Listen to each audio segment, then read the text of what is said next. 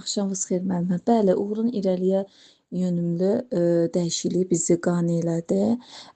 Əvvəl uşaqlarla, digər şəxslərlə davranışı, yəni çox pis dərəcədə idi. Daha sonra davranışı maksimum dərəcədə yaxşılaşdı. Məktəbdə ən əsası bizim üçün vacib olan biri məktəb idi.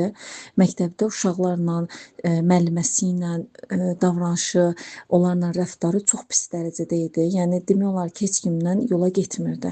Amma bizim 2-3 aylıq müalicəmizdən sonra Allaha şükür məktəbdə hər kəs çox razıdır Uğurdan, müəllimələri, sinif yoldaşları, hər kəs Uğurdan çox razıdır. Yəni onun davranışlarının düzəlməyindən danışır hər kəs. Daha sonra belə basketbolda və yaxud başqa dərslərində də özünü normal apara bilmirdi. Əsas bizim problemimiz davranış problemi idi. O da Allaha şükür, yəni gözlə görüləcək dərəcədə yüksək səviyyədə davranışları düzəlib.